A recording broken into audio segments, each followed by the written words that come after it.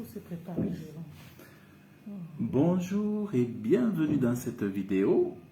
Que Dieu vous bénisse abondamment. Nous avons appelé cette vidéo donc la conversation avec Micheline et Jérôme numéro 1. Nous avions fait un début avec une thématique qui s'appelait exhortation, qu'on continuera à faire.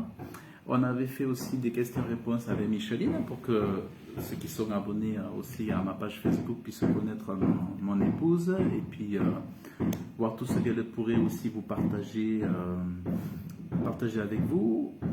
Et aujourd'hui, on voudrait lancer un petit peu un système de conversation en fait. Avant de lancer la vidéo, tous les deux, nous méditions donc la Bible, la parole de Dieu. Et on s'est dit, pourquoi pas partager ça avec les gens aussi, au lieu d'être uniquement sur de l'exhortation, qu'avec Micheline, nous allons échanger en fait, et vous faire participer, vous faire être pour que vous puissiez entendre nos réflexions par rapport à la parole de Dieu, ce qu'on peut en dire, et peut-être que ça vous fera plaisir d'entendre tout ça. Donc, en tout cas, nous espérons que vous allez bien. Nous vous bénissons dans le nom de Jésus. Bonjour à mon frère Costel. Que Dieu te bénisse abondamment dans le nom de Jésus. Mon frère Costel, que j'aime très, très, très, très fort. Et que Dieu me pardonne de ne pas t'appeler. Mais voilà, on tâchera de s'appeler et puis de s'organiser. Donc, en tout cas, merci à vous d'être là. Merci à ceux qui ont suivi les précédentes vidéos aussi. Vraiment, on est touché par vos messages et tout ça, vos commentaires. Alors, tout simplement, ce qu'on va faire, allez, Micheline, on étudiait donc les psaumes. On a lu les psaumes, on a lu moi, je lui donnais aussi quelques réflexions sur les psaumes. On est en train de lire les proverbes. Et là, on est en train de méditer le proverbe 19. Comme moi j'aime à enseigner, c'est que c'est important de lire la sagesse pour devenir sage. C'est important de se tenir avec des sages pour devenir sage. Si on se tient avec des stupides, on finit par devenir stupide. Si on se tient avec des adultères, on finit par devenir adultère.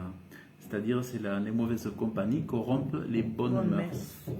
Si vous voulez être sage, c'est vrai, il faut demander à Dieu la sagesse, mais c'est aussi, il faut se tenir en compagnie de la sagesse. Or, la parole de Dieu, c'est Jésus qui lui-même est appelé la sagesse. Jésus a été fait sagesse pour nous les hommes. Et quand vous vous connectez à la parole de Dieu, et notamment au proverbe, bon là c'est le proverbe 19 pour aujourd'hui, eh bien vous tenez en contact avec la sagesse de Dieu, avec le Fils de Dieu. Donc, alors je vais profiter d'être là pour vous lire ce que j'ai partagé avec Micheline tout à l'heure. C'était deux versets qui disaient « C'est du fruit de sa bouche qu'un homme rassasie son corps, et c'est du revenu de ses lèvres qu'il sera nourri. » Et ça, c'est tellement important de comprendre que du fruit de sa bouche, c'est-à-dire du résultat de sa bouche, c'est marrant comme la Bible parle de fruits lorsque nous parlons de mots, de phrases, de vocabulaire, d'expressions. Mais la Bible parle du fruit, donc tout ce qui sort de la bouche, c'est un fruit avec sa propre semence, avec son propre goût, avec sa propre saveur, avec sa propre satisfaction ou avec sa propre frustration. Il y a des fruits amers et il y a des fruits agréables. Or, ce qui est agréable dans la vie est préférable à ce qui est amer. Si nous avons des fruits amers, on va avoir une vie pleine d'amertume, pleine de malheur. Si on a des fruits doux, savoureux, agréables, on va avoir une vie heureuse, une vie prospère, une abondance de bénédictions. Je ne sais pas ce que tu en penses. Pour le moment, continue. continue. Donc, c'est du fruit de sa bouche qu'un homme rassasie son corps. Donc, si vous voulez être rassasié, le rassasiement du corps, donc la bonne santé du corps, la nourriture du corps, le salaire, le revenu de notre foyer, dépendra des paroles que nous aurons dites. Mais ce qui précède toujours les paroles, ce sont nos pensées. Nos pensées sont tout aussi, même plus importantes que les paroles, parce que ce sont les pensées qui précèdent les paroles. Si vous nourrissez des pensées, comment dire, des bonnes pensées, si vous nourrissez des paroles, des pensées, je veux dire, qui sont basées sur la parole de Dieu, vous allez avoir des bonnes paroles. Donc c'est important de nourrir vos pensées de la parole de Dieu, afin que ce que vous pensez puisse ressembler à ce que Dieu pense et dit de vous. Je voulais ajouter, quand tu dis, vous puissiez de penser des bonnes choses. Pour penser des bonnes choses, il faut lire la Bible aussi. Il faut se nourrir de la parole de Dieu pour penser des bonnes choses. Sinon, si on ne se nourrit pas de la parole de Dieu, comment on va penser des bonnes choses? Parce que dans la parole de Dieu, il y a des bonnes choses, des choses qui sont vérité. Et si on ne se nourrit pas, on ne va pas penser des bonnes choses. C'est comme quelqu'un qui est un peu distrait. Tu vois. Je me nourris chaque jour de mon travail. Je me nourris chaque jour de faire d'autres choses que je ne peux pas faire. Tu vois, exemple, des choses que Dieu n'aime pas. Tu vois, aller peut-être chez des copains. Quand je dis copain, ça veut dire une relation qui est hors mariage. Et donc là, quand j'arrive chez mon copain, peut-être il m'impose des choses que je ne peux pas refuser. Oui, des copains, enfin, tu veux dire des copains, des petits amis. Oui. Et là, comment je vais me nourrir d'autres choses? Comment? Des bonnes choses. Je ne peux pas me nourrir de bonnes choses quand je suis dans les péchés. Voilà, quand on est dans le péché. Disons, le contact avec la parole de Dieu, c'est un contact avec le Dieu saint, c'est un contact avec la sainteté. Il est dit que la parole de Dieu nous sanctifie. Donc, autrement dit, si on veut avoir des pensées saines, au lieu d'être connecté avec la télé, au lieu d'être connecté avec des amis qui vont nous amener vers des penchants à droite, à gauche, qui vont nous détourner de Dieu, en fait, souvent, si tu te connectes à la parole de Dieu, tes pensées... Bonjour, pasteur Camille Étienne Fevin. Bonjour. Si tu te connectes... Bonjour Camille. Si tu te connectes donc avec la parole de Dieu, tu vas avoir des saines pensées. Parce que toute la parole de Dieu, il est dit, elle est éprouvée, épurée cette fois. C'est une sainte parole de Dieu. Si bien qu'on est en 2022, personne n'a pu cacher sous terre la parole de Dieu. Le diable, il a voulu cacher la Bible pour que les hommes ne la lisent pas. Le diable a tout fait pendant 1200 ans pour que la Bible ne puisse pas être lue, même dans l'Église catholique. Les gens ne lisaient pas. Les évêques avaient eux seuls une Bible, mais les paroissiens ne pouvaient pas lire la Bible. Aujourd'hui, ils ont la Bible. Ça se fait toujours. Non, ça se fait toujours. Je me rappelle quand j'étais au Liban, tu vois, je partais parfois au catholique. On m'invitait. Mais je venais avec ma Bible dans le sac. Je me retrouvais seule quand on lit l'évangile de Marc. Et moi, je suis en train de lire l'évangile de Marc. Là, j'étais toute seule. Mais disons, aujourd'hui, il n'y avait pas, même aujourd'hui, les gens n'amènent pas de Bible à l'église. Hein. Non. Mais ça, c'est différent. C'est-à-dire, la parole de Dieu, elle est à disposition, mais les gens ne la lisent pas. Ça, c'est autre chose. Ce que je veux dire. Non, mais aux catholiques, il y a des petits livres qu'on leur donne, des livres à la place de la Bible. Non, ce que je dis, c'est qu'autrefois, la Bible n'était pas à disposition parce qu'on ne la mettait pas à disposition du peuple, si tu veux. Elle était cachée du peuple, c'est volontairement. C'est-à-dire pour pas que... Et d'ailleurs, Martin Luther, qui est à l'origine du protestantisme, a voulu que toute la parole de Dieu soit connue des hommes pour qu'ils comprennent qu'on est sauvé non plus par l'Église catholique ou par le message du curé, mais on est sauvé par la foi dans la parole de Dieu. Et c'est vrai qu'il est dit que la foi vient de la Bible.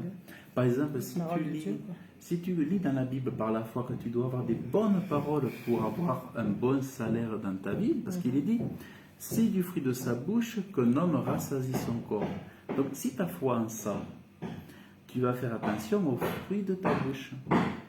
Si tu as des fruits amers, des fruits rancuniers, des fruits de malédiction, si tu critiques toujours les défauts de l'un, si tu penses toujours au négatif, tout ça, toi-même, tu récoltes. Moi-même, par exemple, moi je me rappelle, il y a quelques années, j'étais un optimiste négatif.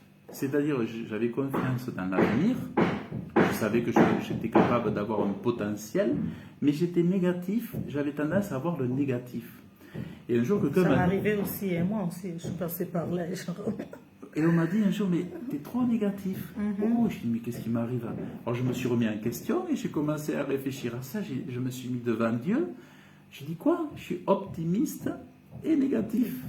Alors j'ai essayé de voir, et puis Dieu m'a aidé, Dieu m'a fait comprendre, Dieu m'a donné vraiment des choses où j'ai lu des livres sur ça, la Bible surtout, et j'ai compris qu'il fallait que j'aille plus loin dans ma vie par rapport à ces pensées, parce qu'il est dit aussi que les pensées mauvaises, les pensées négatives devant Dieu sont un mal, c'est un poison, mais c'est aussi un péché.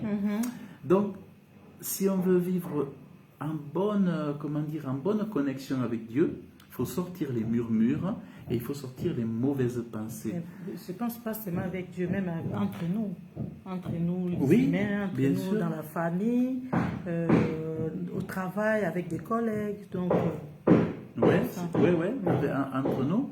Donc, moi, comme je dis même souvent, par exemple, on en parlait dimanche, pour le dimanche de Pâques, où moi je disais que souvent, si tu veux avoir une vie avec Dieu riche, heureuse,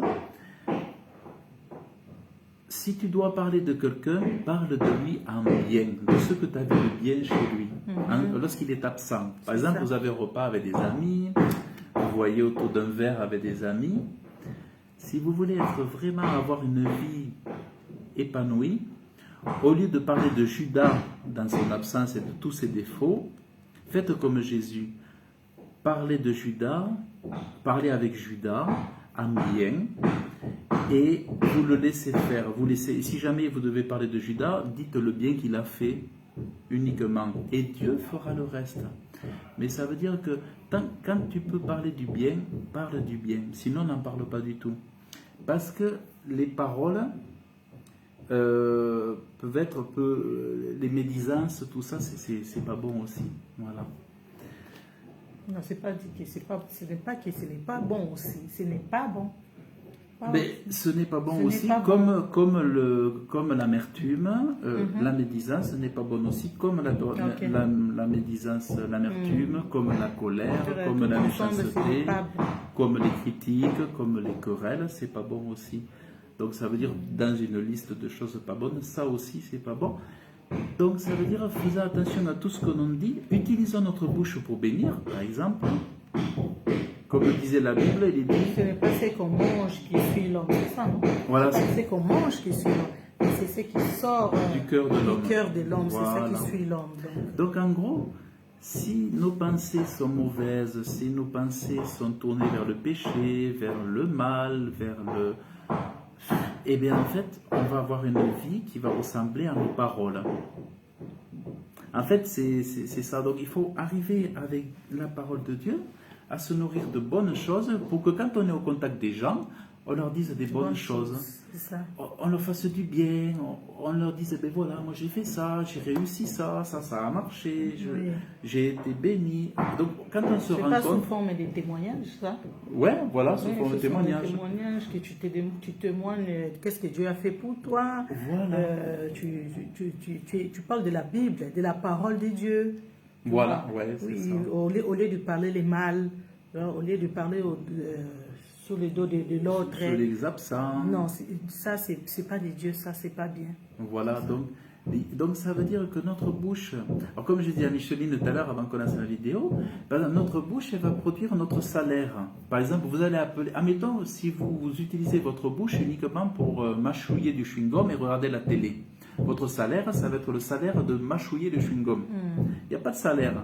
Mais si vous utilisez votre bouche en prenant le téléphone pour dire « Allô, je cherche du travail, je suis disponible pour un travail. Ou alors vous allez à la porte, toquer à la porte et vous utilisez votre bouche pour dire je veux un travail, je suis motivé, je suis très bon dans mon domaine, tout ça. Et votre bouche va produire votre salaire. Donc si vous utilisez votre bouche pour des bonnes choses, vous produisez votre enrichissement, votre salaire, votre abondance. Mais si vous l'utilisez pour raconter du mal, au lieu d'aller travailler, par exemple, admettons vous passez votre temps à raconter du mal, vous voyez, le salaire, il est de 0 à... Oui, mais qu'est-ce qu'il y a aussi des choses qui poussent l'homme à rencontrer du mal des autres. Je pense pourquoi? Eh bien, parce que ça, c'est la corruption. C'est-à-dire, le corps est souillé par le péché. D'ailleurs, le corps naturel de l'homme est souillé par le péché. C'est-à-dire, en fait, un homme qui n'a pas été né de nouveau, qui n'a pas eu la deuxième naissance, la nouvelle naissance par Jésus-Christ, par la puissance de Dieu. La nouvelle naissance, c'est une naissance qui vient du ciel. C'est pas fabriqué par moi ou par l'imagination. La nouvelle naissance, c'est une chose ça vient du ciel. C'est produit dans le ciel. Tant qu'il n'y a pas cette nouvelle naissance, il n'y a pas possibilité de se changer réellement et profondément. Et un des premiers mots de la nature humaine, suite au péché adamique dans le jardin d'Éden, c'est que le mal est venu habiter le corps de chair. Le corps est habité par la rébellion. Donc le corps est habité par la rébellion, par être poussé à dire du mal. C'est pour ça qu'on dit que la langue, c'est comme la géhenne de l'enfer, elle va maudire. Parce que maudire, ça veut dire quoi? Ça ne veut pas dire uniquement du mal, ça veut dire critiquer, parler de l'autre, faire tous ces trucs-là. Ça s'appelle, en fait, c'est toutes des choses. Et c'est ce qu'aime le diable. C'est pour ça qu'il faut la grâce de Dieu pour être capable d'utiliser sa bouche. Parfois, ça arrive aussi que on parle pas toujours mal des autres, mais on parle aussi mal de nous-mêmes. On se maudit nous-mêmes. C'est vrai. On se parle mal de nous-mêmes. Ouais, ouais. Ça arrive parfois. Parce que dans la parole de Dieu a dit que la vie et la mort, c'est au pouvoir de notre langue. C'est quand on se maudit nous-mêmes, quand on se parle du mal. Là, ça aussi, ce n'est pas bien. Par exemple, non, moi, je ne vais pas arriver à faire ceci. Moi, je ne peux pas faire ceci. Oh non, je ne peux pas. Oh, je suis faible. Oh non, non. Oui, c'est vrai. En fait, non.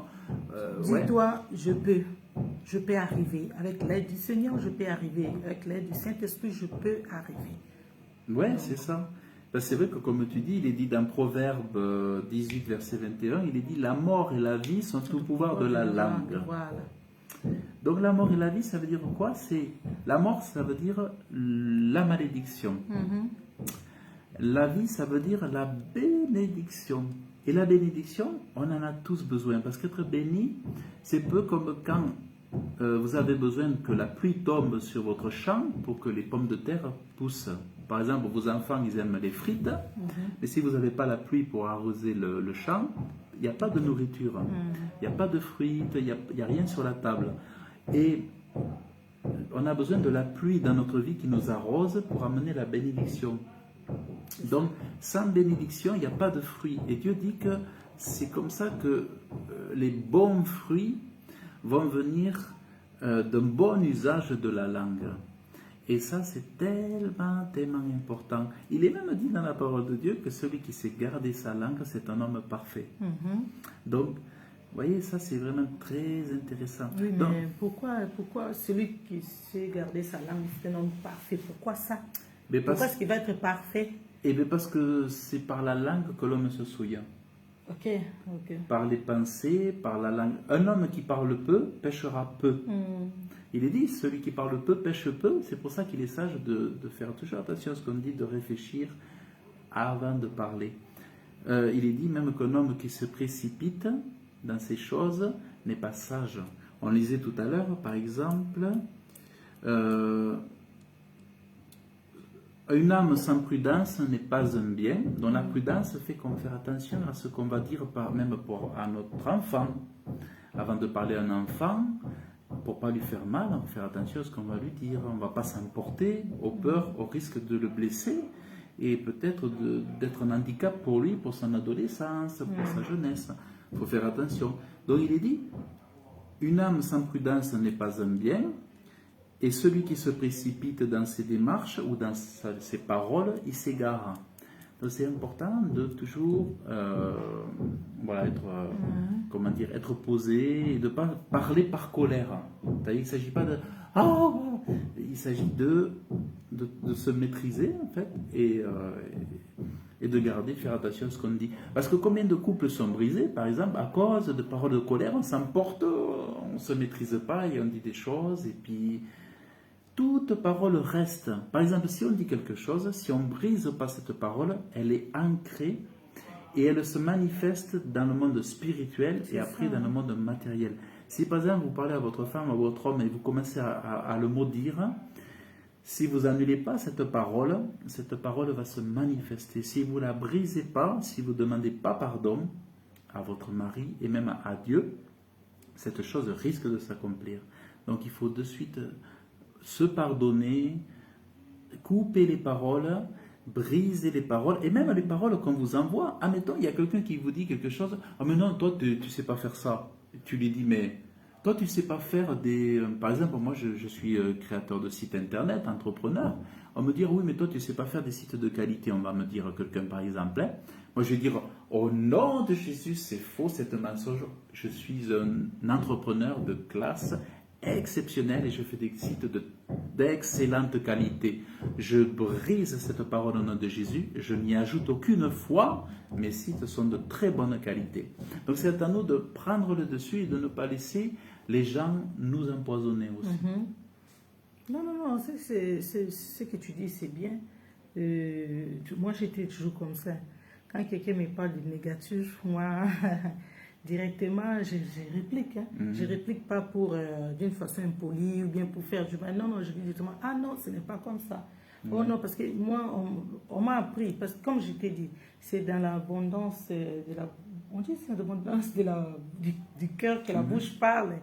Et donc moi, je préfère, c'est ça, quand on te dit quelque chose de négatif, toi, réplique avec quelque chose de positif. Et tu vas sentir en toi, ça te fera aussi du bien. Ouais, ça te fera aussi du bien. Parce qu'il y a d'autres qui sont trop sensibles. Oui. Quand on lui dit quelque chose de négatif, elle reste. Où il reste. Ça commence à travailler.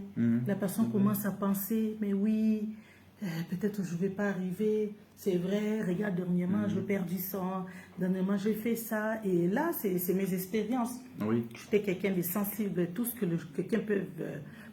pouvait me dire là, Micheline, tu ne connais pas Micheline, non, tu ne vas pas, Micheline, ça va, tu vois, je pleurais, je faisais un problème à moi, tu vois, je me sentais, et puis ça m'avait vraiment causé un peu, tu vois, des problèmes de poitrine, j'avais toujours mal, et là, après avoir, je lis tout ce que Dieu, tout ce que la Bible a dit, que de quoi?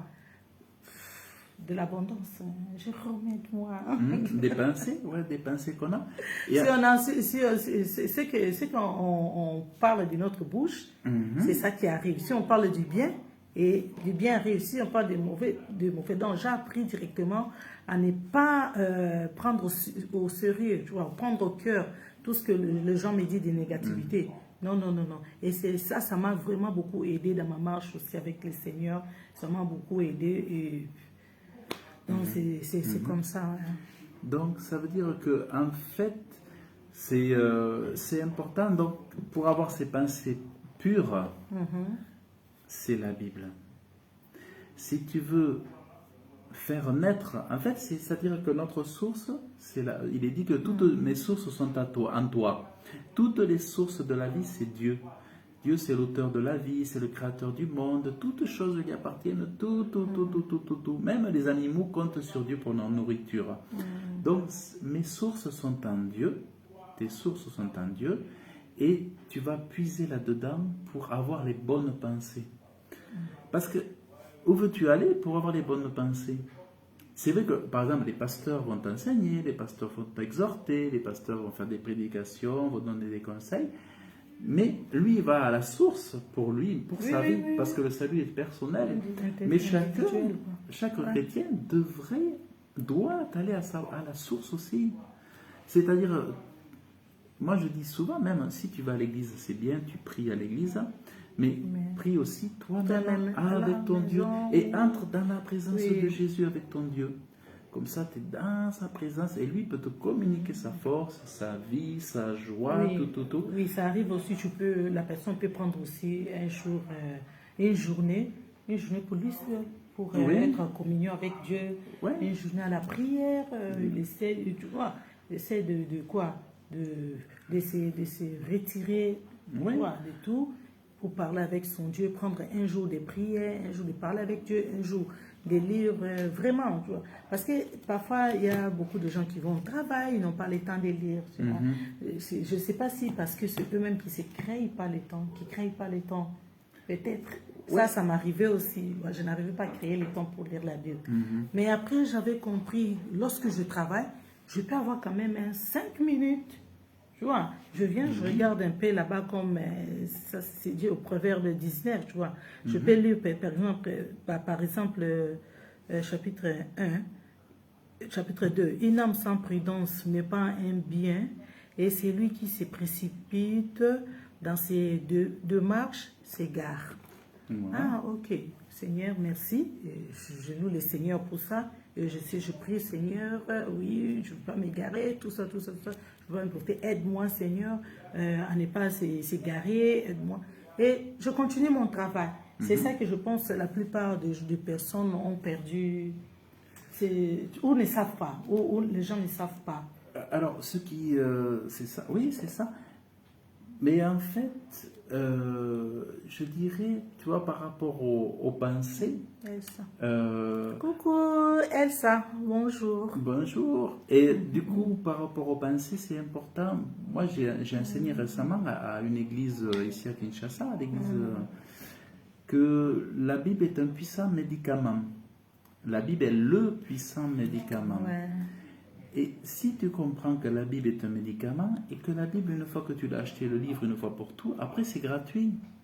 Si tu sais, si tu as la révélation, si tu crois, si tu as la foi que la Bible est un médicament, toutes tes pensées vont être guérison ou bonne santé. C'est-à-dire, sinon les gens pensent en maladie, médicaments, docteur, hôpital, hospitalisation, traitement, cancer, AVC, problème, maladie, douleur, aïe aïe aïe, ouïe aïe aïe aïe.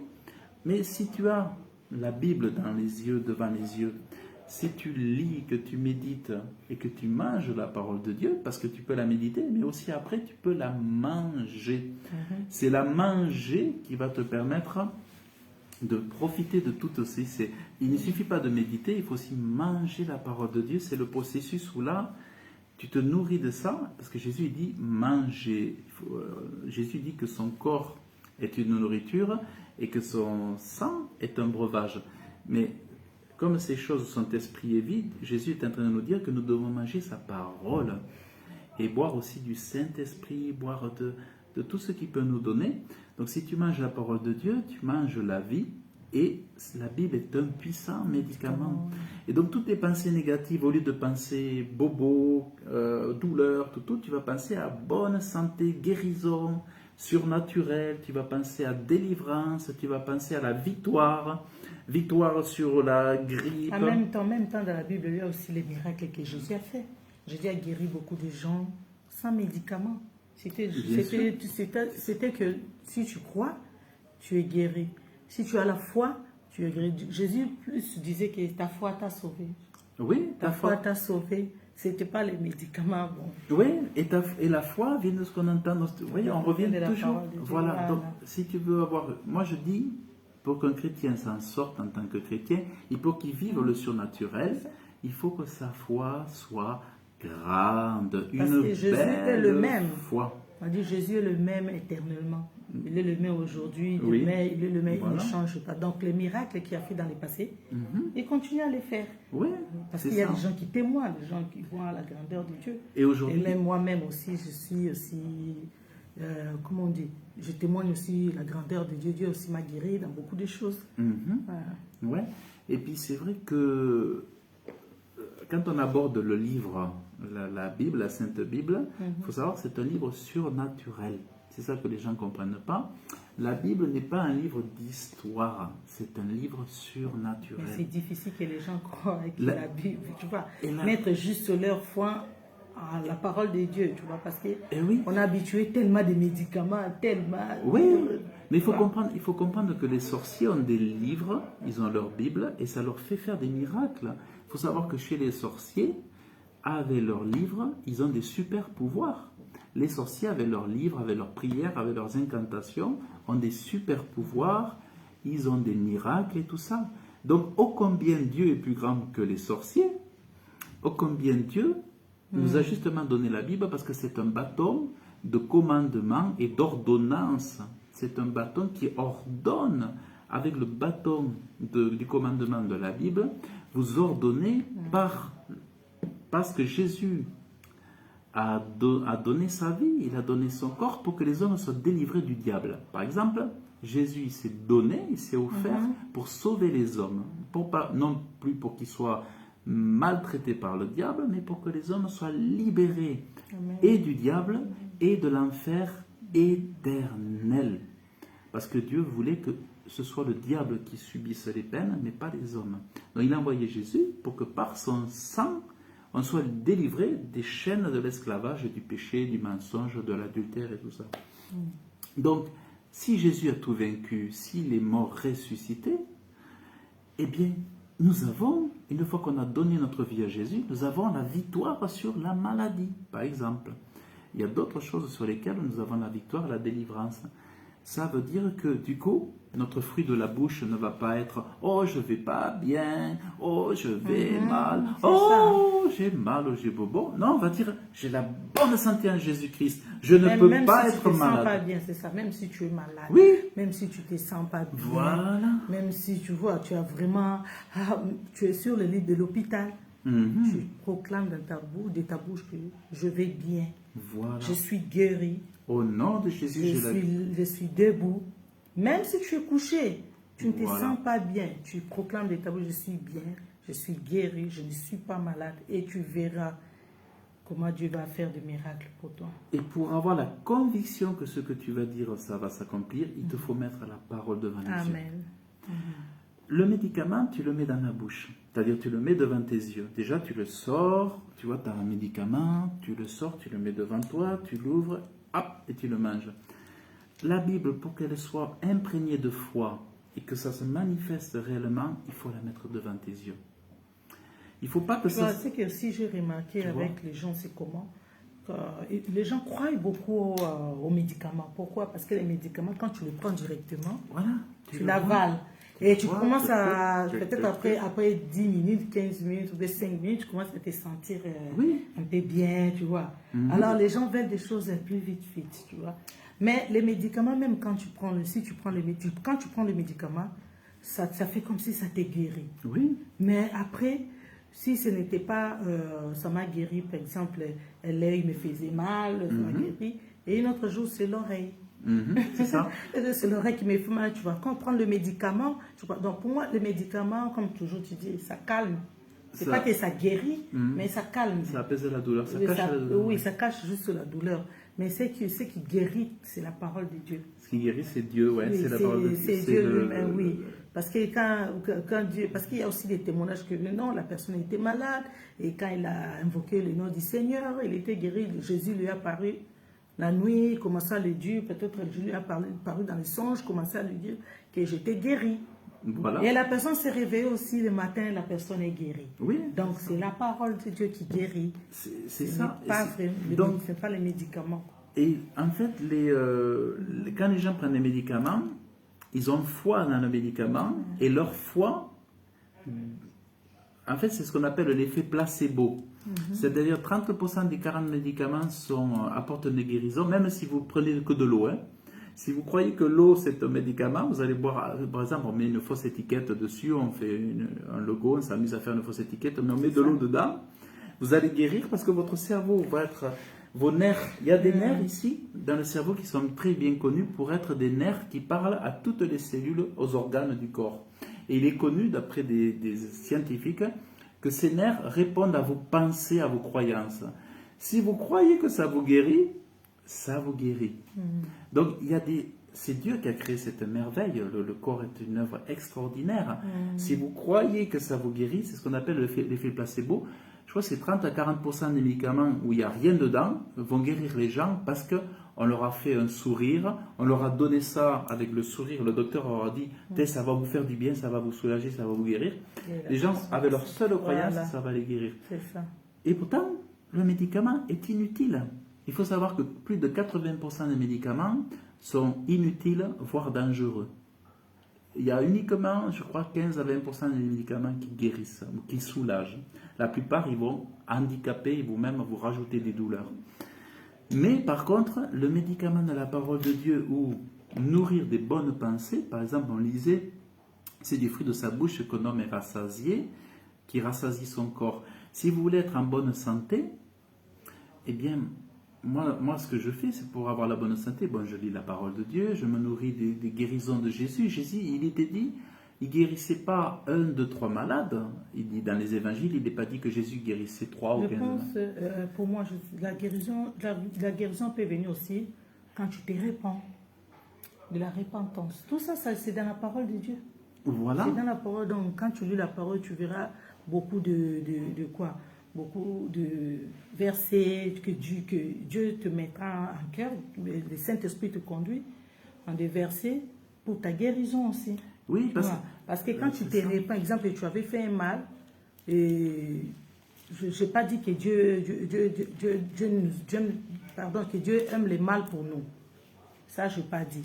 Mais ça peut arriver qu'on est tombé dans des situations, peut-être ça vient du péché qu'on a fait, et là, on est tombé malade ou quelque chose qui arrive. Et en lisant la Bible, Dieu peut t'inspirer quelques passages qu'il faut te repentir. Et quand tu te repens, quand tu sens déjà dans le cœur, tu vois, parfois ça peut arriver aussi là où je suis, il n'y a pas la Bible. Mais quand tu sens déjà dans le cœur que ça m'est arrivé ça parce que j'avais fait ça. J'avais fait le mal, ça m'est arrivé. Je n'étais pas en règle avec Dieu. Tu vois, la présence de Dieu n'était plus en moi. Et ça m'est arrivé ça. Donc, quand la présence de Dieu n'est pas en la personne, donc ça veut dire que tu t'écartes de la parole. Tu t'écartes de faire du bien, de faire la volonté de Dieu. Donc ça peut nous arriver aussi toutes choses parce que la porte est ouverte, l'ennemi.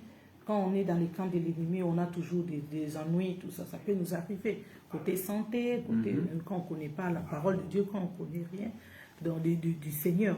Donc ça peut arriver aussi. Et tu te répands, tu retournes à ton Seigneur. Ça amène aussi la guérison. C'est ça.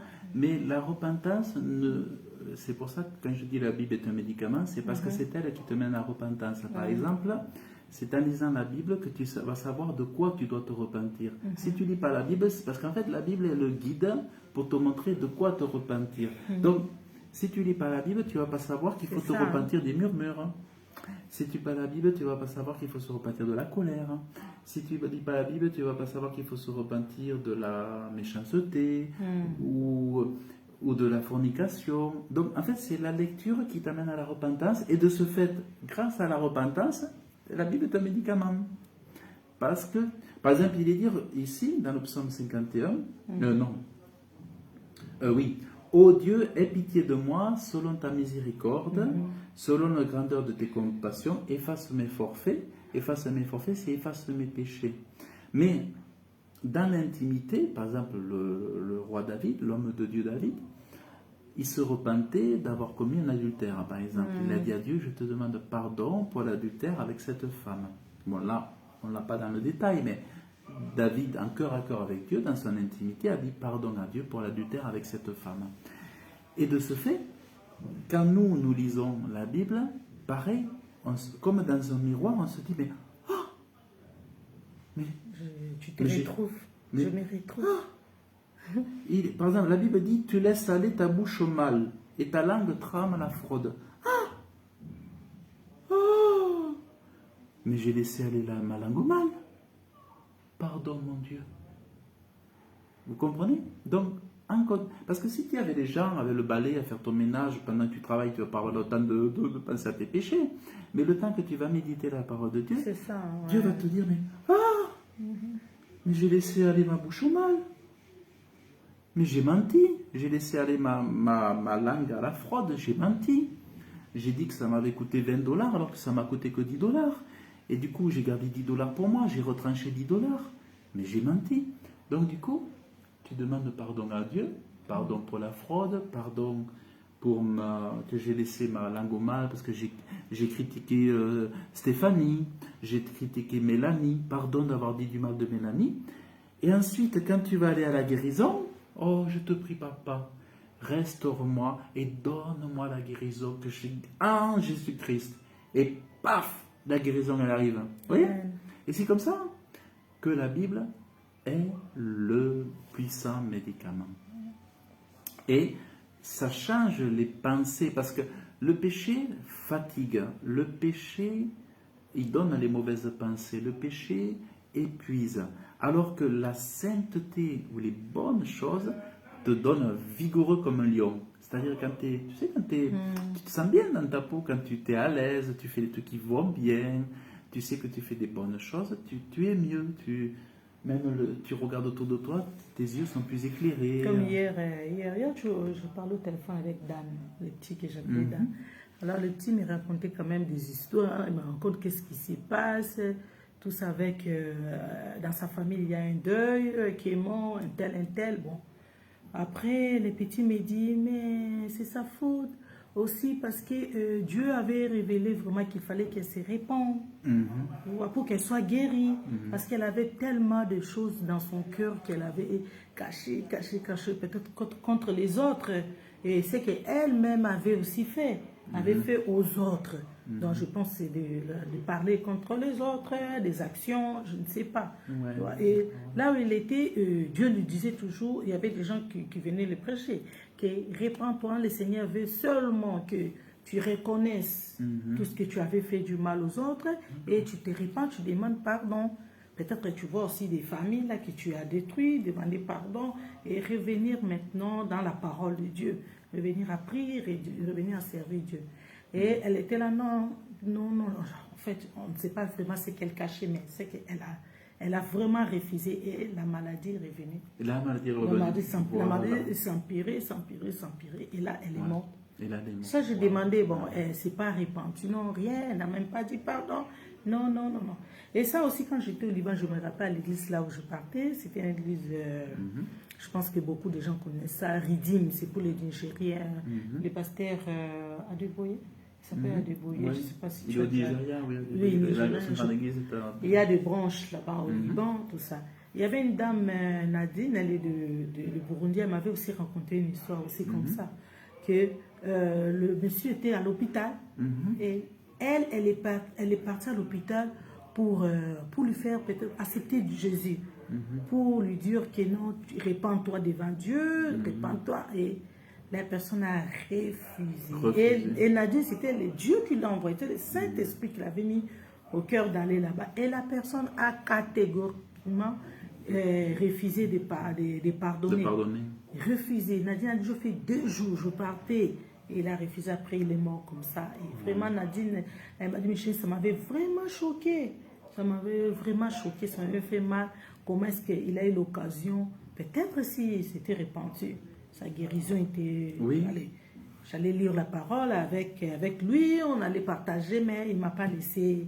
Pardon, il a accepté d'être comme ça, de rester comme ça. Voilà, ouais. Et parfois, on a comme l'incrédulité, tu vois. Parfois, oui, de l'incrédulité, de la rébellion. Donc, le cœur ne veut pas. Et moi, parfois, ça m'est arrivé aussi, Jérôme, parfois, il me disait, lis la Bible.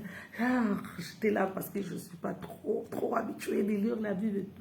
C'est vrai, mais aujourd'hui, lorsqu'il m'exhorte, je suis là, j'écoute, j'essaie de lire aussi avec lui. Donc après tout, c'est bien. J'ai trouvé que c'est bien. Et ça aide beaucoup à connaître des choses, des lois de Dieu. Alors moi je dirais même quand tu lis la Bible, moi j'ai rien à comme il est dit dans la Bible, tout est un don de Dieu. Moi j'ai eu l'amour de la parole de Dieu. De suite après ma conversion, j'ai eu l'amour de la parole de Dieu et je la lisais déjà beaucoup chaque jour, et matin, midi et soir. Ah, tu te rappelles encore le jour où tu as prêché à l'église? Oui. Tu as dit que la Bible était un puissant médicament. Et après la semaine qui suit, non, après 2 semaines, je pense que c'était après 2 semaines, il y avait à l'église, j'ai rencontré 3 dames. Non, c'était 2 dames. Micheline, oh, on est contente de ton mari, vraiment, c'est qui nous a prêché de lire la Bible. Vraiment, on a commencé à lire la Bible. Vraiment, il y avait des bons témoignages. On a commencé à lire la Bible. Vraiment, je ne sais pas, peut-être ça demande aussi comment, quand tu enseignes et comment tu détailles, comment tu enseignes, tu amènes les gens à comprendre, tu amènes les gens à être, tu vois, à être vraiment dans la présence de Dieu. Je pense que ça aussi, ça aide aux autres vraiment.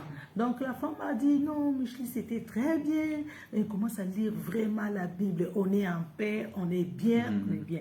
J'ai dit, Alléluia. Vous voyez, c'est réussi. Et là, c'est beau parce que là, c'est réussi. Alors, le problème qu'il y a, qu'on va trouver souvent, c'est que là où la Bible ne sera pas un médicament, c'est pour toutes les personnes qui ne prendront pas Dieu au sérieux. Là où il n'y a pas la foi, là où il n'y a pas le sérieux avec Dieu, là où il n'y a pas vraiment l'amour, je dirais, parce que la foi, c'est important, mais ce qui est important, le plus important, c'est l'amour de Dieu. C'est-à-dire comprendre que Dieu n'est pas une masse de l'univers bizarre, avec des... Dieu n'est pas une étoile, Dieu n'est pas une chose.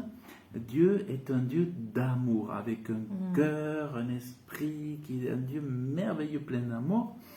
Donc, la première chose, c'est d'aimer Dieu. De comprendre qu'il est plein d'amour, plus aimant que n'importe quel père, plus aimant que n'importe quelle mère, et qu'il ne te connaît pas, même mieux que toi-même, ou mieux que moi-même, et qu'il n'y a pas mieux pour être à notre compréhension, à notre écoute. Il n'y a pas mieux que Dieu. Il est le créateur de toutes choses. Il n'est pas une chose. Il est comme une personne, un être divin, extraordinaire, merveilleux. Ce n'est pas une chose, Dieu. Et une fois que tu connais que c'est un Dieu d'amour, ensuite, tu ajoutes foi à ce qu'il dit. Et ensuite, si Dieu te corrige en te disant abandonne ou demande pardon, il faut le faire. Mais si tu commences à haïr la correction, tu ne vas pas voir de changement dans ta vie. Il n'y aura pas de changement. Et au lieu d'avancer, tu vas reculer, tu vas régresser, tu vas avoir des soucis. Regarde, parce qu'il est écrit, tu vas voir. Toi qui haïs la correction et qui jettes mes paroles derrière toi. Donc, entendre, se nourrir, c'est bien, mais pas rejeter le conseil de Dieu. Ça, hein? Quand tu as le conseil de Dieu, fais-le. Il y a un homme de Dieu que j'écoutais hier, il disait, dès qu'il entendait une chose de Dieu qu'il comprenait, vite il courait le faire à toute vitesse. Donc, si Dieu te dit, restitue quelque chose, ou débarrasse-toi de quelque chose, va téléphoner pour demander pardon, va lui dire que son péché est mal. Ou par exemple, il est dit dans la parole de Dieu, si tu vois que ton péché, ton frère, ou même quelqu'un, pas forcément un frère, quelqu'un dans la... Par exemple, tu travailles dans un garage, tu es mécanicien, tu es mécanicienne, tu vois un des ouvriers qui fait mal son travail, qu'il est en train de faire n'importe quoi, tu vas le voir et tu lui dis, mais ressaisis-toi, fais attention, parce que là, ça va pas, quelqu'un va prendre la voiture, il va avoir un accident, bon, il faut bien revisser les boulons, les vis, bien resserrer les pneus, fais attention. Donc, c'est important de reprendre son prochain, parce que l'amour reprend, parce que si le travail n'est pas bien fait, les gens qui vont reprendre la voiture, il va y avoir un accident de voiture, et c'est peut-être des enfants qui vont mourir, la maman, le papa, voilà. Donc, l'amour fait qu'on reprend son prochain, que ce soit dans l'église ou hors de l'église, c'est important de dire... Moi, ça m'arrivait des fois dans le travail. Parfois, on a peur. Des fois, on a peur. Moi, j'ai peur de reprendre quelqu'un. Oui, parfois, ça m'arrive ça. parce que je ne sais pas après comment la personne va agir. Est-ce que la personne va vraiment aimer que je puisse reprendre, tout ça? Parce que moi aussi, je suis passée par là. Je ne peux pas cacher. Je suis passée parfois, quand je n'étais pas vraiment convertie, si quelqu'un vient à l'église pour me reprendre, en tout cas, et je lui dis carrément, je dis non, je n'ai pas envie. Et je lui dis, toi, tu es qui? Toi-même, tu fais des péchés pour venir. Mais aujourd'hui, J'ai compris la parole de Dieu et j'ai toujours demandé pardon à Dieu pour ça. Et maintenant, j'ai compris. Et alors, quand moi, je suis passée par là, je me dis souvent, si je pars, le reprendre. Comment elle va agir, comment. Et c'est après, j'ai compris toujours, quand je priais, j'ai compris que c'est mieux aussi avant d'aller reprendre la personne, il faut prier, il faut te préparer. Que tu pries que Dieu prépare le cœur de la personne. Parce que si Dieu n'avait pas préparé son cœur, tu sais, la réponse, ça risque de te faire du mal, de te faire mal au cœur. Et c'est comme si tu es tenté. Tu es tenté, tu ne sais pas pour faire quoi? Les reprendre, oui. Donc on dit que l'amour, quand tu as l'amour, tu réponds. Oui, quand j'ai l'amour de quelqu'un, je prie pour lui. Je prie que le Seigneur aide-le, Seigneur aide-le. Peut-être aussi il y a une autre façon de reprendre la personne. Tu vois, j'ai remarqué qu'il y a d'autres gens, dans des églises aussi, hein, ça se passe, hein, même en famille, partout, au travail. Il y a d'autres gens qui viennent s'ils veulent reprendre la personne. Il veut reprendre la personne. Directement, il va venir. C'est une façon comme si tu donnes des ordres. Ouais. Tu vois, fais ça, fais ça. Dans ce cas, la personne dont tu reprends va pas comprendre. Mais pourquoi elle me dit comme ça? Pourquoi, tu vois? Pour lui ou pour elle, c'est comme si tu le donnes des ordres, tu les menaces. Et je pense que quand tu es l'enfant de Dieu, tu vas reprendre la personne. Tout d'abord, il faut prier. Que le Seigneur touche son cœur et le Seigneur te donne l'amour. Comment tu peux parler à l'autre? Comment tu peux le parler? Tu vois, et là, tu verras bien que la personne va bien t'écouter. Oui, c'est ça. Il va te dire, moi plusieurs fois, ça m'est arrivé aussi quand même, d'aller que, tu vois, j'ai prié avant d'aller parler à l'autre. Alors, si tu veux, il y a plusieurs cas, il va y avoir plusieurs situations, et ça va être en fonction de ta stature spirituelle, ça va être en fonction de ta force du jour, ça va être en fonction de ce que Dieu a déposé pour toi aujourd'hui, ou ce que Dieu veut de toi aujourd'hui. C'est-à-dire, Dieu va permettre qu'à un moment donné, à l'instant même, Dieu va vouloir que tu le reprennes, parce que peut-être qu'après tu ne vas plus revoir la personne. D'ailleurs, des fois, il y a des situations où c'est aujourd'hui, c'est pas demain. Moi, ça m'arrivait de reprendre des personnes avec autorité, avec amour, et les personnes se sont dit « Ah, qu'est-ce qui m'arrive ?» Mais en fait, j'étais là en tant que serviteur. En fait, c'est un peu des fois, Dieu nous utilise comme des anges pour changer la vie des gens. Et Dieu, des fois, va nous remplir la bouche avec une hardiesse, avec un zèle, que les gens, ça va leur faire un électrochoc lorsqu'on va leur parler. Mais ils vont s'en souvenir. Parce qu'il est dit, mieux vaut être repris par un homme sincère que les baisers d'un hypocrite. En gros, c'est pas tout, je paraphrase un peu, mais en gros, vaut mieux être sincère et reprendre quelqu'un quand il fait mal. Par exemple, moi, ça m'est arrivé des fois dans le travail. Enfin, j'ai plein d'histoires comme ça que je pourrais partager, où quand j'ai entendu des collègues de travail médire des clients. C'est-à-dire, une fois qu'ils avaient fini de téléphoner, ils commençaient à critiquer les clients et tout. Et moi, je me suis retourné en leur rappelant que c'est grâce à ces clients qu'ils pouvaient avoir un salaire. Donc, qu'ils arrêtent de les mépriser. Et moi, je me suis retourné, je ne sais plus comment je l'ai dit, j'étais même un peu virulent, hein, je crois. Mais comme c'est des gars qui étaient plutôt orgueilleux, il me fallait quand même une façon pour le dire. Des fois, il faut une autorité, des fois, il faut une conviction, des fois, il faut... voilà. Et je sais qu'après, ces gens-là, ils avaient commencé à m'apprécier parce qu'ils savaient que quand Jérôme dit des choses, des fois, voilà. Mais c'est peut-être ça, des fois, qui a aussi à changer leur façon de parler à leurs enfants, parler à sa femme, parler à ses parents. Et donc, nous, on est là aussi comme des lumières pour dire aux gens, tu vois, tu ne devrais pas faire ça. Mais des fois, c'est gentil, vous le dites avec douceur. Tu vois, ma soeur chérie, que j'aime beaucoup, entre filles, hein, ou moi, mon frère, mon cher frère, mon cher ami, mon cher tonton, tu sais, tu ne devrais pas jurer contre Dieu. Par exemple, il y a des gens qui disent, oh, putain de... Et ils disent des gros mots, et en parlant de Dieu. Et là, moi, ça m'est arrivé des fois de reprendre les gens et leur dire, non, il ne faut pas jurer avec le nom de Dieu. Moi, je vais donner un exemple. Je connais une sœur. Je connais une sœur, et la sœur, je vois bien qu'elle est dans le mal. Mhm. Tu vois. Elle est, bon, elle sait pas qu'elle est dans le mal parce que c'est une sœur en Christ aussi. Mais elle sait pas qu'elle est dans le mal. Pour elle, elle trouve que c'est normal. Et entre-temps, elle prie Dieu, elle demande à Dieu de le soutenir. Dieu regarde les problèmes que j'ai, ça.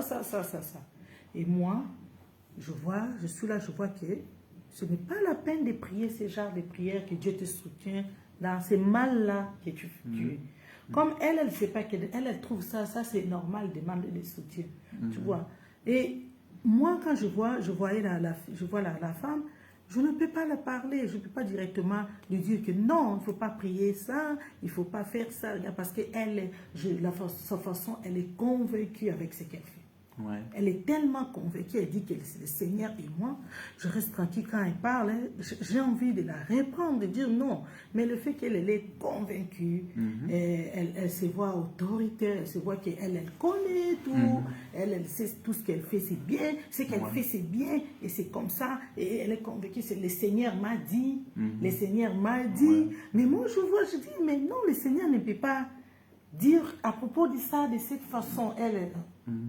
Quand tu prends, moi je pense qu'il faudrait que quand tu parles de choses comme ça, pour que les gens comprennent, il faudrait que tu expliques. Alors je sais qu'on ne peut pas parler des personnes, mais des fois il faudrait expliquer des cas concrets pour que les gens comprennent, sinon des fois c'est trop vague, tu sais, surtout dans. Non, la personne, comment je peux, la personne est dans l'adultère. Adultère. La personne est dans l'adultère. Et oui, voilà, la personne est convaincue que l'homme là, c'est son homme.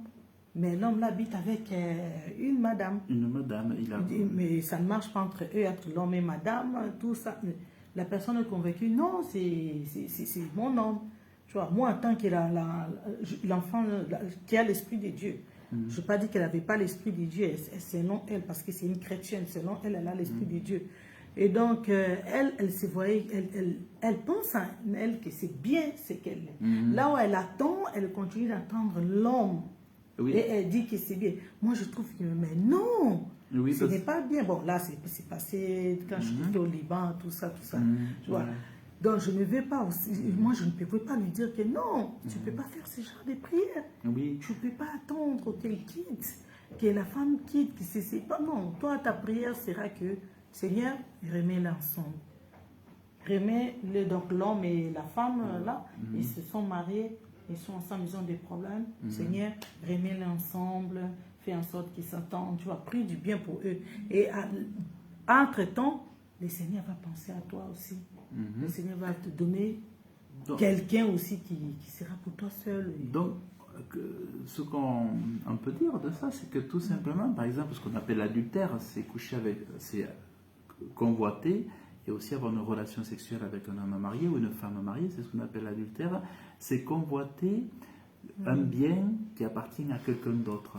Et ça, c'est vrai qu'il est dit dans les 10 commandements que ça engage la malédiction de Dieu, parce que c'est un commandement de Dieu, on ne doit pas convoiter ce qui appartient à l'autre. Donc, toute personne qui vit dans l'adultère se trouve sous la malédiction liée à la loi de Dieu, dans les 10 commandements. Mais c'est là où on voit que la Bible est un puissant médicament, parce que si les gens lisent la Bible, ils lisent « Tu ne convoiteras pas l'homme ou le bœuf ou la voiture ou la maison de ton prochain ». Donc, ça veut dire que si tu as la connaissance de ça, tu vas pas... Coucou Jacqueline. Si tu as la connaissance Bonjour. de ça, tu vas pas t'engager dans ce chemin-là. Mais si tu t'éloignes de la parole de Dieu, non seulement tu vas rester dans l'adultère, mais en plus tu ne vas pas connaître la bonne santé ou les bénédictions, puisque le ciel est fermé.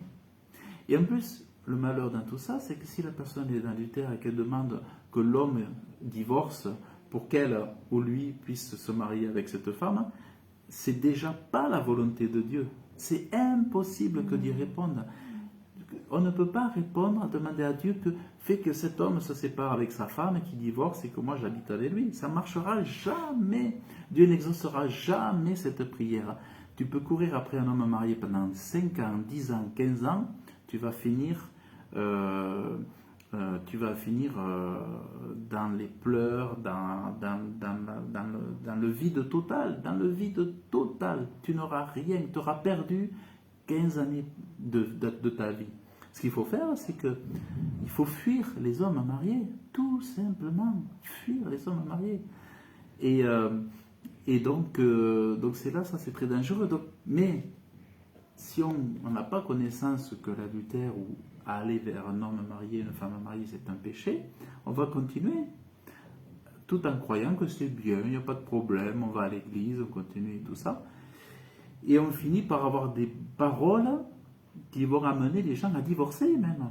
On va avoir des fruits de la bouche amers. On va commencer à dire à l'homme marié, mais il faut que tu divorces avec ta femme. Moi, je suis faite pour toi. Dieu m'a dit que c'est toi l'homme de ma vie. Tu t'es trompé avec ton premier mariage, c'est moi la femme de ta vie. Non, mais ça arrive aussi dans les cas où l'homme il cherche une femme pour se marier. Tu vois, il y a plusieurs femmes qui viennent. Dieu m'a dit. C'est pas dans les cas de femmes, des hommes mariés. Ah, mais les Dieu m'a dit, c'est autre chose. Souvent, c'est Dieu m'a dit ça. C'est souvent quand la femme, elle veut l'homme, tu vois, ou bien l'homme veut une femme. Ça, Dieu m'a dit que c'est toi, Dieu m'a dit que c'est toi, Dieu m'a dit que c'est toi. C'est comme ça. Oui. Même, mais là, je parle dans le cas de... Moi-même, ça, c'est mon expérience aussi. Quand j'étais avec toi, tu sais, je voulais se marier avec toi. Et moi, je priais aussi pour le mariage, comme que Dieu me donne aussi l'homme selon mon cœur qui est là déjà. Et donc, aussi, tu vois, après, il y a eu quelqu'un qui était venu aussi.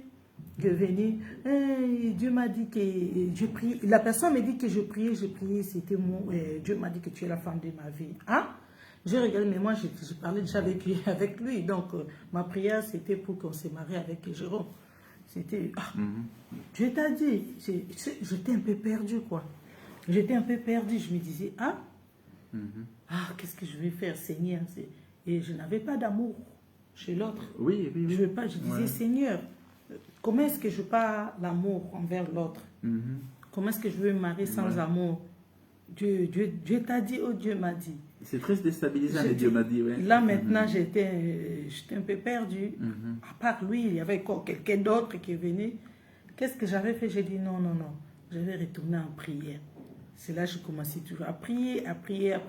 Après, les Dieu m'a dit, là, je ne les voyais plus. Les gens, ils ne m'appelaient plus. Ouais.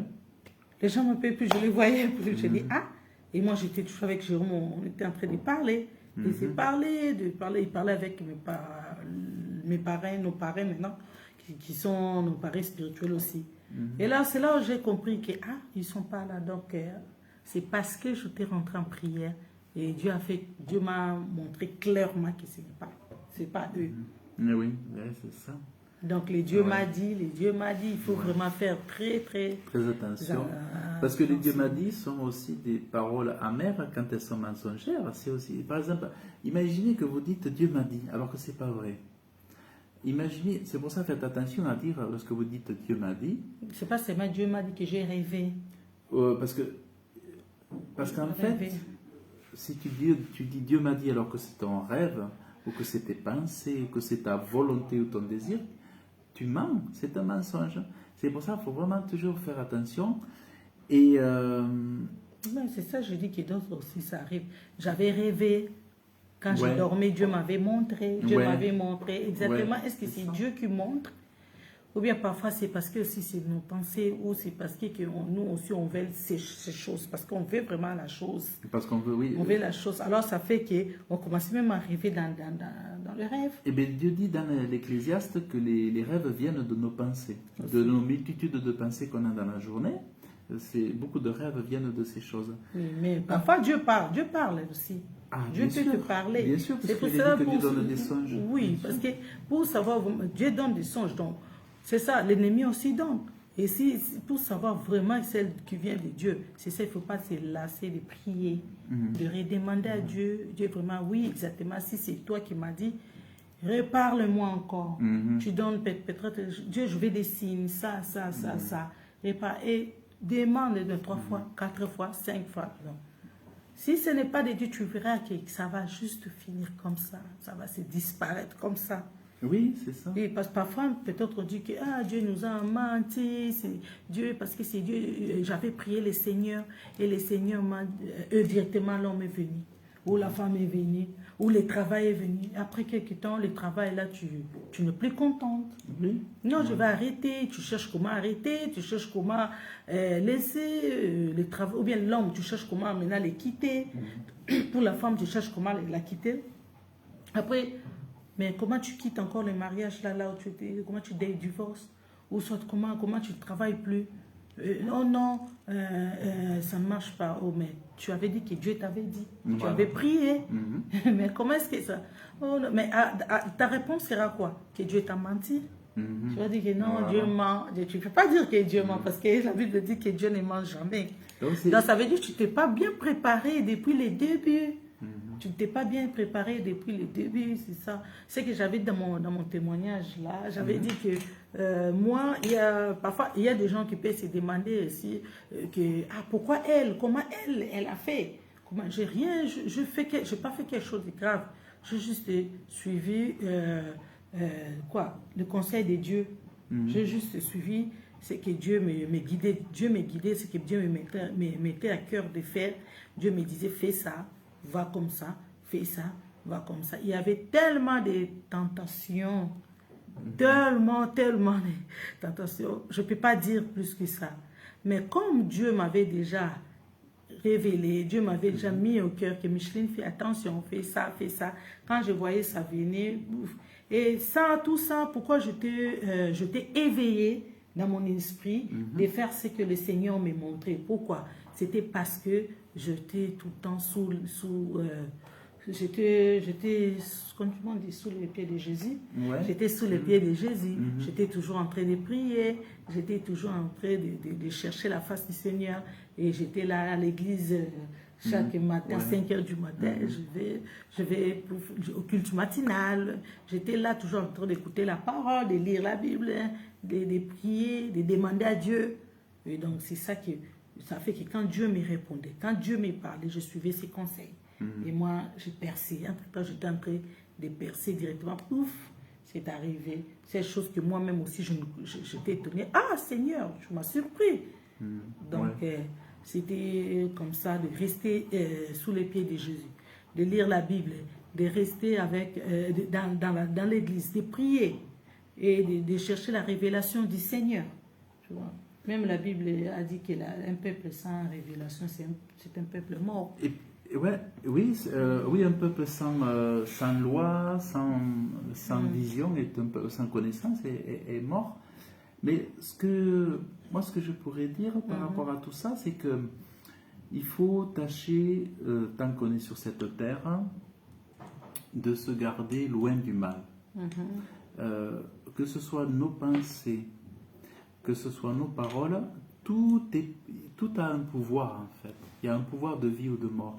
Donc, le principal, c'est quand on se lève ce matin, de faire un peu une alliance avec soi-même, d'être le gardien de soi-même en se disant, bon, voilà, je sais que mes pensées sont importantes, je sais que mes paroles, je vais dire, sont importantes.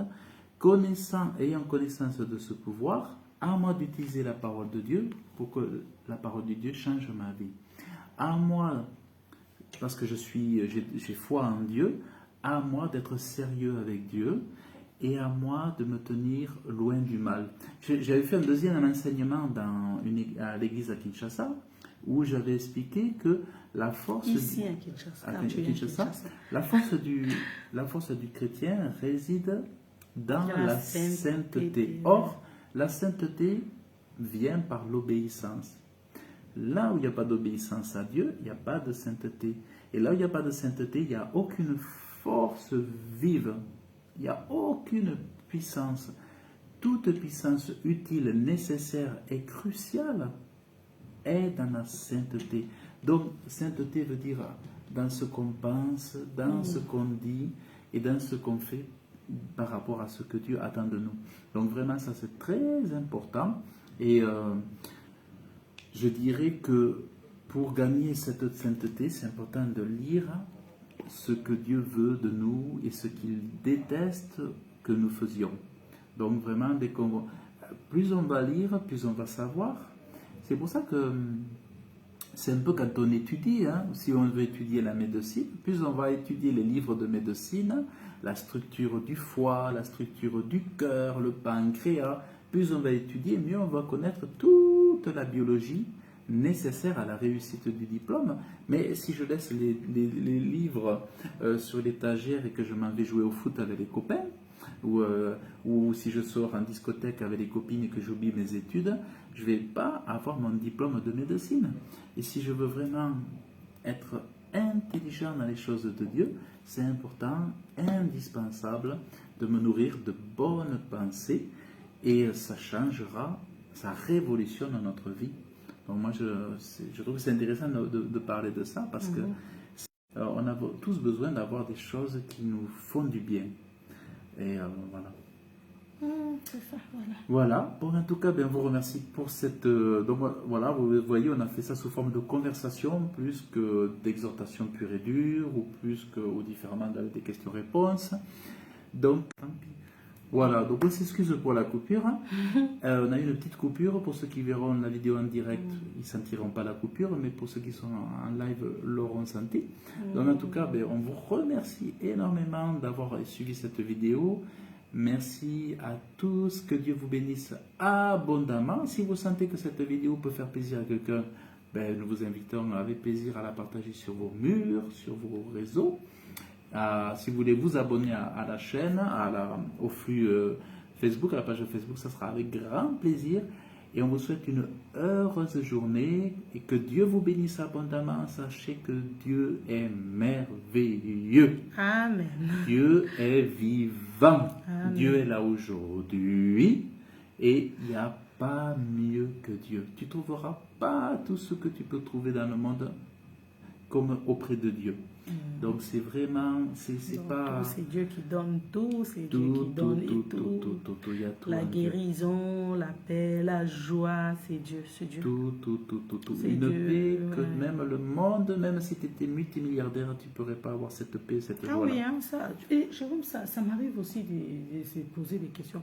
Mais comment la personne, il est milliardaire, mais la personne a toujours quelque chose qui...